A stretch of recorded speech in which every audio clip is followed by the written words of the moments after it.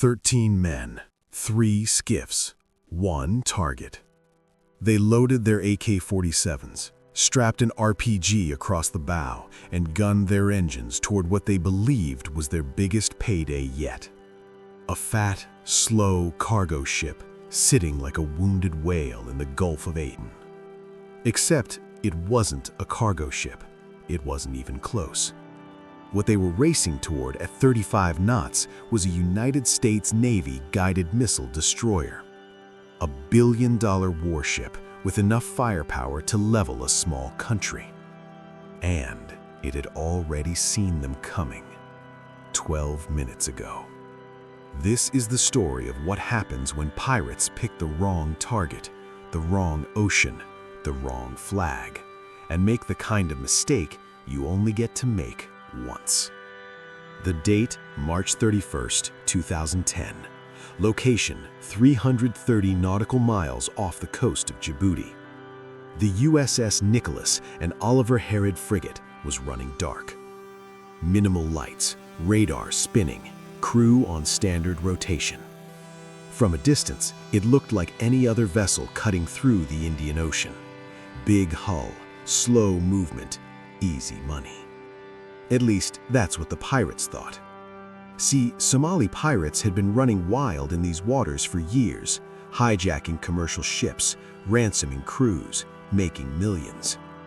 They had a system. Spot a ship, confirm it's undefended, swarm it with skiffs, climb aboard before anyone can react.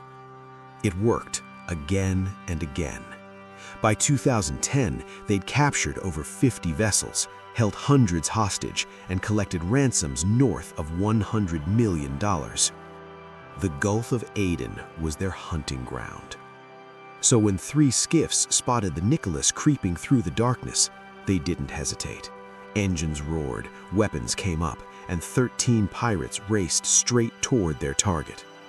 They had no idea they were about to become a case study in exactly what not to do. 1:47 a.m., pitch black. The first skiff was moving fast, 2 more flanking behind in a V formation. Classic pirate attack pattern. Divide attention, overwhelm the deck, get aboard before the crew even wakes up. One problem. The Nicholas wasn't sleeping. Inside the Combat Information Center, radar operators had tagged the contacts 7 nautical miles out. 3 small craft, high speed, no transponder signals, converging trajectory. The petty officer on watch didn't flinch. He'd seen this pattern before. "Captain to CIC, we've got company." The name Captain wasn't full of the honest, before the sound faded immediately into a static fuzzy crack. Within 90 seconds, Commander Mark Hayes was standing over the radar screen, coffee still warm in his hand. He studied the blips for exactly 4 seconds. "General quarters, all hands to battle stations." The alarm didn't scream. It hummed, low, controlled.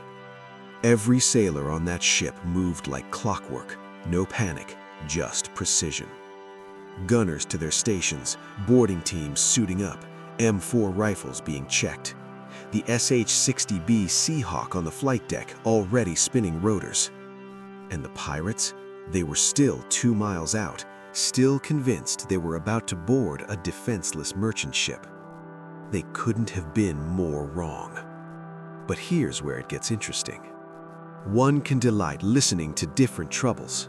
The Navy could have lit them up right there. Warning shots, flares, a helicopter spotlight that turns night into noon.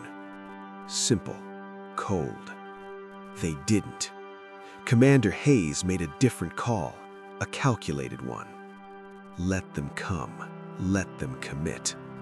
See, scaring off pirates is easy, but capturing them, that requires patience, and the Nicholas was about to teach a masterclass. 1:52 a.m., range 800 yards. The lead skiff was close enough now to see the Nicholas's silhouette, and something wasn't right. Too many antennas, too clean a profile, too military. But it was too late to turn back. An explosive desire changed hues. A spotlight exploded across the water, blinding, inescapable.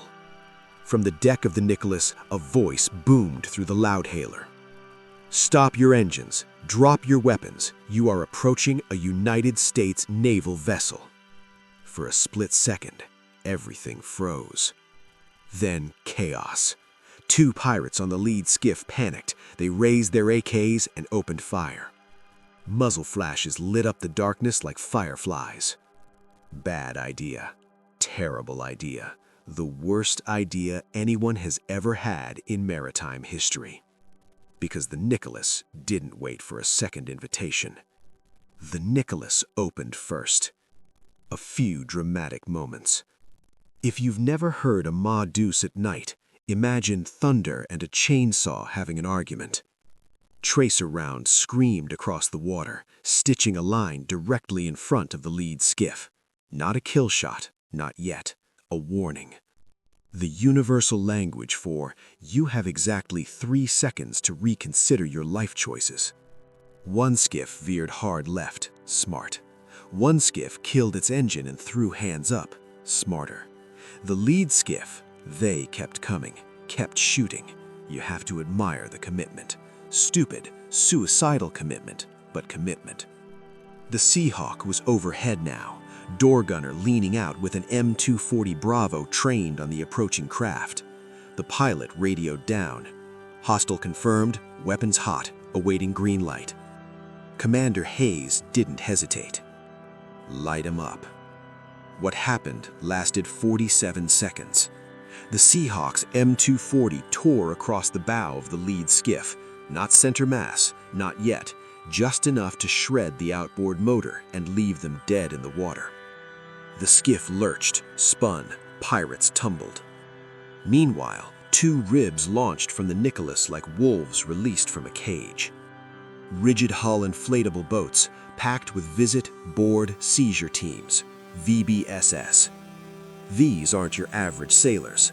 These are the guys who train for exactly this. Night operations, hostile boarding, close quarters combat on a rocking platform in the middle of the ocean. They live for this. Quick tactical. The first rib hit the disabled skiff in under 2 minutes. Flashbangs went over the side first, then the team. Down, get down, hands where I can see them. Cold efficiency, staccato. 4 pirates, face down, zip-tied, weapons confiscated. Done. The second skiff, the other one that tried to run, didn't go far. The Seahawk tracked it like a cat watching a wounded mouse. When the rib caught up, there was no fight left. Quick facts, then hook. 3 more pirates surrendered without a shot. But the third skiff, the one that froze, that's where things got complicated. Because when the boarding team climbed aboard, they didn't just find pirates. Instead, they found a hostage. Somber, emotional, human element. He was a Filipino fisherman pulled from a commercial vessel 2 days earlier, hands bound, eyes wide with terror. The pirates had been using him as a human shield, a bargaining chip. Urgent but controlled command. Weapon down, secure the civilian, get him off this boat now. Gentle, contrast with earlier aggression. 2 sailors moved like ghosts. One cut the bindings, one wrapped a blanket around the man's shoulders. Within seconds, he was on the rib, trembling but alive. Cold, intimidating. The pirates who'd kept him were face down on the deck, about to have a very bad rest of their lives. Rodriguez leaned down, close enough for the lead pirate to smell the coffee on his breath. "You picked the wrong ship, buddy." The pirate said nothing, but his eyes said everything. "Yeah, I know." Now, before we get to what happened next, and trust me, it gets wilder, hit that subscribe button if you're not already part of the crew. Every week, we dive into stories like this. Real operations, real encounters, the kind of stuff that never makes the news, but absolutely should. Join the ranks, stay informed, and let's keep going. By 3:30 a.m., the situation was fully contained. 11 pirates in custody, 1 rescued hostage, 3 skiffs seized. An RPG-7, 6 AK-47s, grappling hooks, and enough ammunition to start a small war, all confiscated. The USS Nicholas hadn't taken a single casualty, hadn't even scratched the paint. The pirates? They were sitting in a holding cell below deck, trying to figure out exactly where their plan went wrong. Spoiler, it went wrong the moment they woke up that morning. But the Navy wasn't done, not even close. Within hours, intelligence teams were picking apart every piece of evidence. The skiffs were photographed, cataloged, GPS units ripped out and analyzed. Every weapon was traced back to its origin, some from Yemen, some from Eritrea, all part of a much larger smuggling network. The pirates themselves were interrogated, carefully, legally, but thoroughly, and what they revealed changed everything. This wasn't a random attack. These 13 men were part of a larger cell, a network operating out of Puntland, Somalia. They had spotters on shore, contacts in port cities, even a financer in Dubai bankrolling operations. The Nicholas incident had just pulled a thread, and the Navy was about to unravel the whole sweater. Let's pause here, because if you're wondering why anyone would be stupid enough to attack a US Navy ship, you're asking the right question. Here's the reality. A US Navy destroyer or frigate isn't just a ship. It's a floating fortress, designed specifically to never, ever be surprised. Let's break down what the pirates were actually facing. Radar systems. The Nicholas carried an SPS-49 air search radar, capable of tracking contacts over 250 miles away. The pirates were spotted before they even finished loading their skiffs. Weapons. A 76mm Otto Melara main gun, Harpoon anti-ship missiles, Phalanx CIWS, a radar-guided Gatling gun that fires 4,500 rounds per minute. And that's before you count the small arms, the 50 cals, the helicopter. Personnel, 200-plus trained sailors, VBSS teams that drill boarding operations weekly, officers who've trained for exactly this scenario for years. Communications, real-time satellite links to CENTCOM, Fifth Fleet, and coalition partners.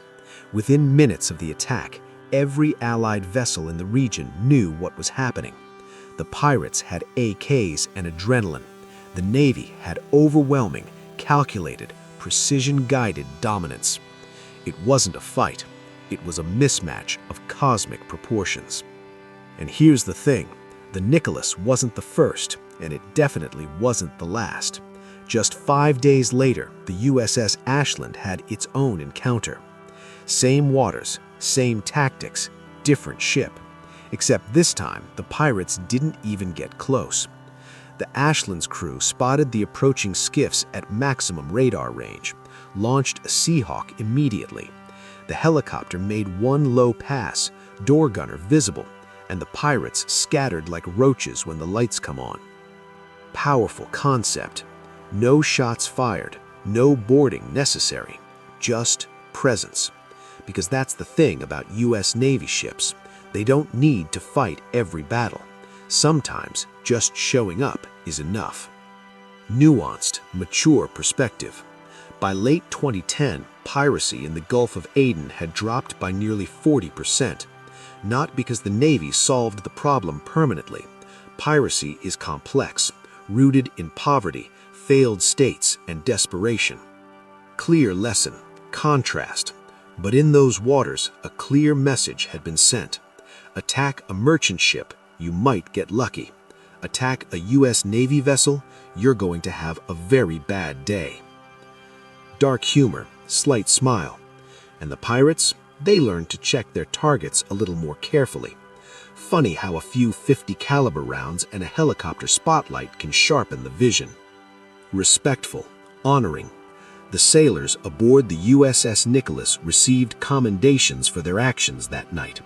Commander Hayes was praised for his tactical patience, letting the pirates commit before executing a textbook response. Chief Petty Officer Rodriguez and his VBSS team were recognized for the hostage rescue. The Seahawk crew, the gunners, the radar operators who spotted the threat before anyone else. Every single one of them did their job exactly as trained. That's the real story here. Not just that the pirates made a mistake, but that when they did, they ran straight into a crew that had trained for years to be ready for exactly that moment. And they were. So what's the lesson here? Maybe it's about the power of preparation, the importance of training, the difference between thinking you're ready and actually being ready. Or maybe it's simpler than that. Maybe it's just this. If you're going to pick a fight on the open ocean, you better be absolutely 100% certain about what you're attacking. Because if you're wrong, if you mistake a billion-dollar warship for a cargo vessel, there's no backup plan, there's no escape route, there's just a spotlight, a loudspeaker, and the worst realization of your entire life. If this story hit different, smash that like button. It tells the algorithm to show this to more people who appreciate real stories from the world's oceans. Subscribe if you're new. We drop content like this every week. And if you want to go a step further, join the channel membership. You'll get early access, behind-the-scenes content, and you'll be directly supporting more stories like this one. Links in the description. Join the crew. Now, comment below. If you were Captain Hayes that night, would you have let them get that close, or would you have lit them up the moment they entered range? I want to hear your tactical takes. Until next time, stay sharp, stay frosty, and whatever you do, check your targets.